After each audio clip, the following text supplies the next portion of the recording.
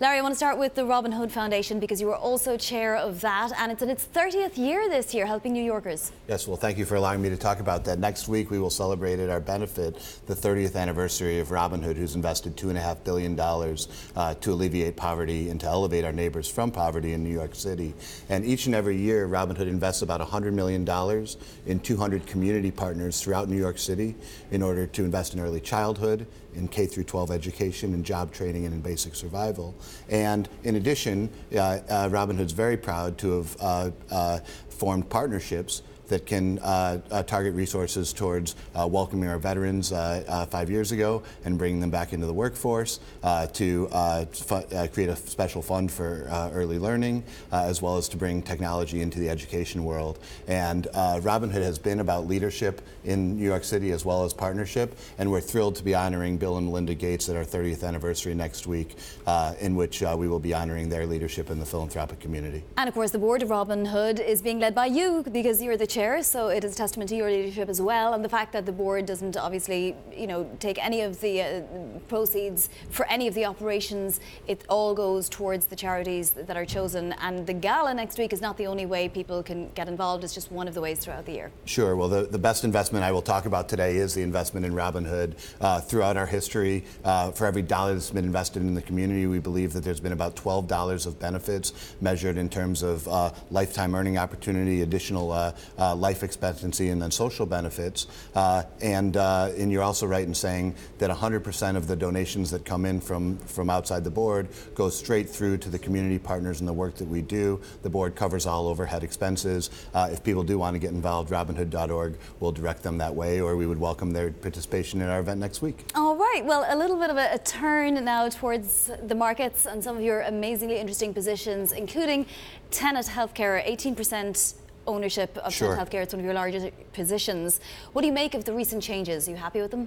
Sure. Well, just like Robin Hood has been about leadership and partnership, frankly, Tenet Healthcare and recent events have also been about leadership and partnership. We're proud to have been an engaged owner in Tenet Healthcare. We actually had 2 people join the board in early 2016 who stepped away in the third quarter of 2017 in pursuit of an agenda that new leadership has now embraced. There was a change in CEO in the fall of 2017.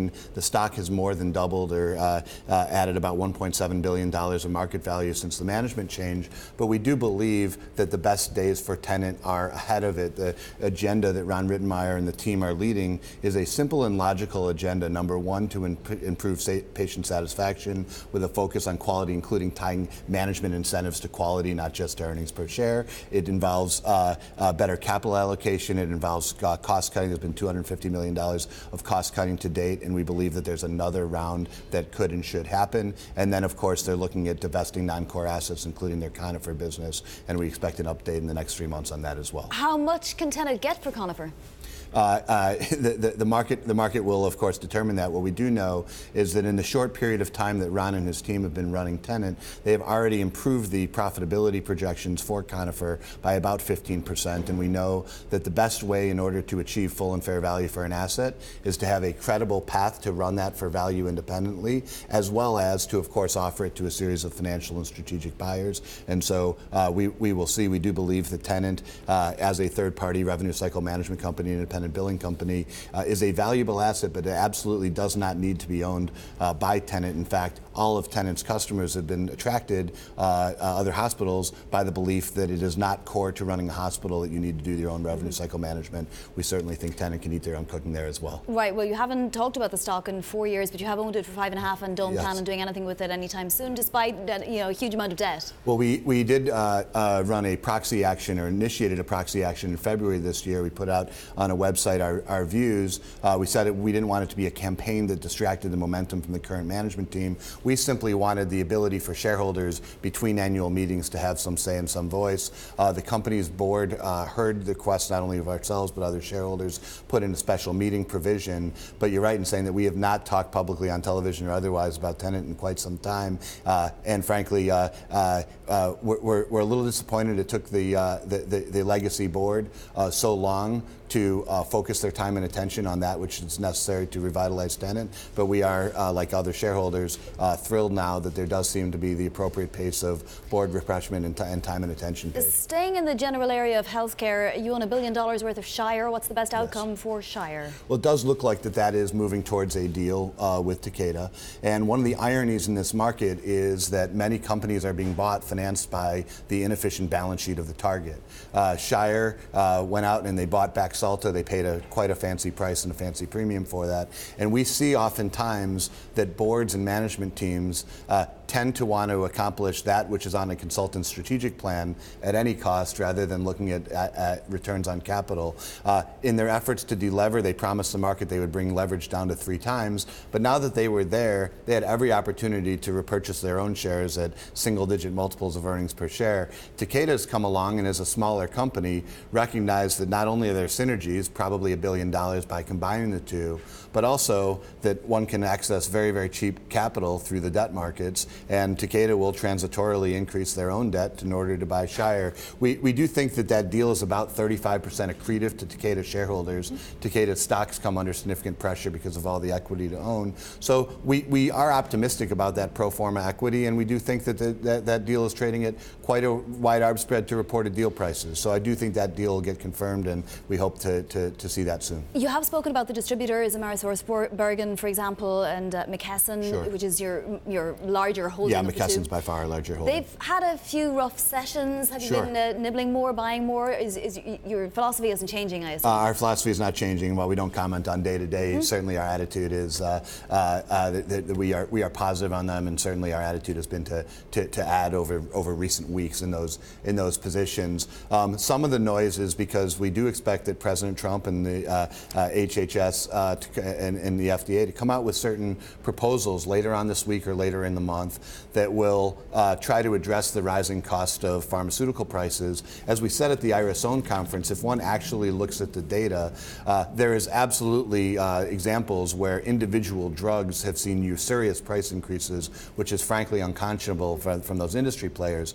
On the whole, consumers are paying less out of pocket by about 15% versus what they were paying 4 or 5 years ago. And on the whole, given generics and other biosimilars, the average price per medicine is actually deflating at about 1% per year. So while the market is very, very concerned about these headlines and how are we going to combat these ever-inflating drug prices, in fact, that's a problem that actually market forces have already solved. We like McKesson, Amerisource, and Cardinal because they provide a very valuable function. And while we have a tremendous amount of respect for Amazon and its power to control 10% of all retail sales, as you just reported, you need to have separate pick, pack, and ship facilities, cold storage, and other things in order to move drugs. Exactly. Just to be clear, you don't have a position in Cardinal?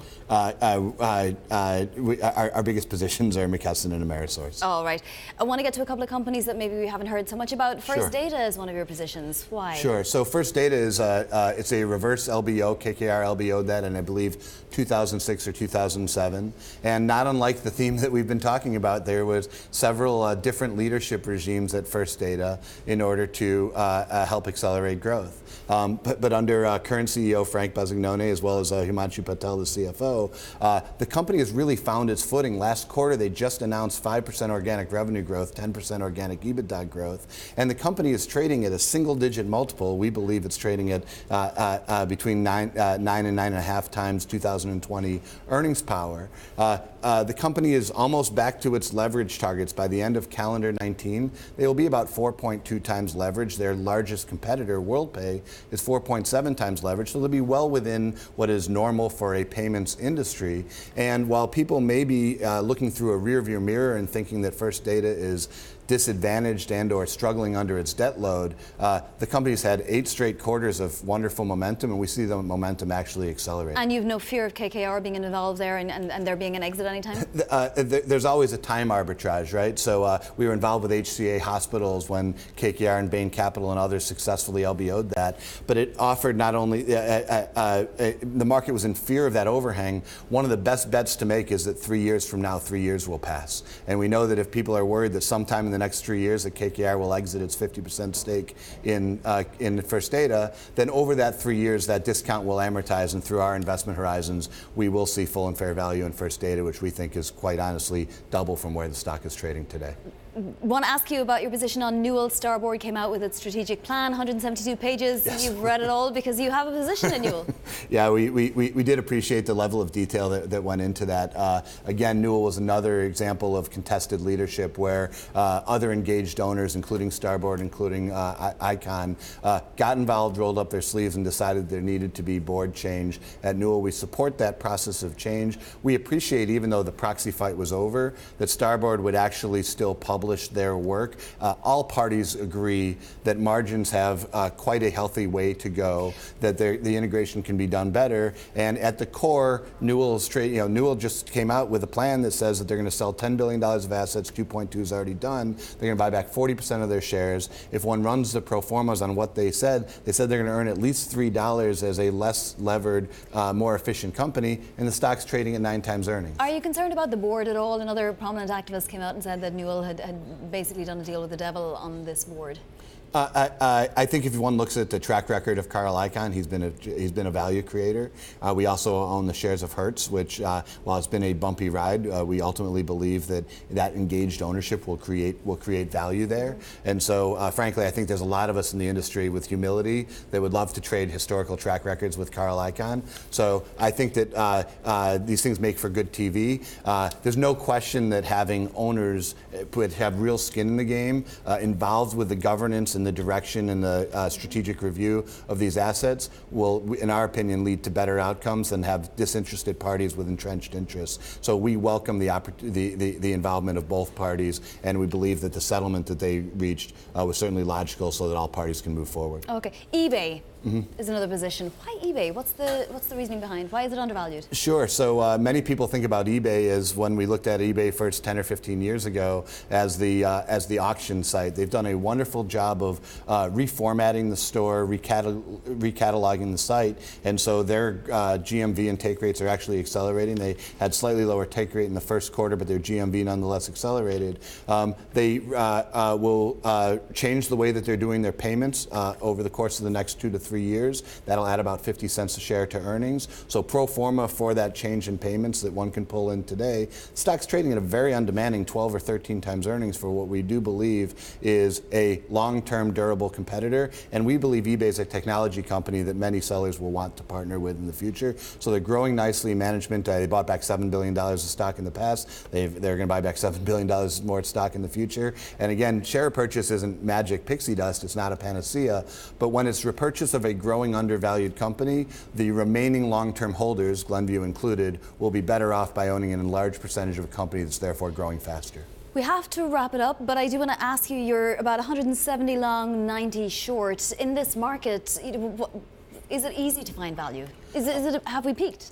Frankly, we think it's easier to find value on the long side than it is on the short side. The best time to short is with declining economy and declining liquidity. While there's no question that we're in the early stages of quantitative tightening rather than quantitative easing, on a global basis, quantitative easing and tightening are approximately in balance. We just had the biggest fiscal stimulus we've seen in the last 10 years in the tax bill and the tax stimulus. And so we had a GDP that was growing 2.9 second half of 2017. We now added fuel to that fire. We are likely to grow faster for the rest of this year. And if we look over a 70-year period, when we're between inflation and deflation, 10 years between 3 and 7%, the history of the market is it trades on average 18 times, between 16 and 20. The market multiples compressed to about 16 times. So while we know that there's plenty of political fears and global fears and economic fears and election fears, those things are omnipresent. We actually look at the environment and think that it's reasonably lower than average risk today. And certainly at the valuation levels that we invest in, our portfolio is trading at 13 to 11 times. A number of the companies I referred to are trading at single-digit multiples of earnings. We think we have quite a wide margin of safety. We like to have a belt and suspenders and a belt in all markets. So.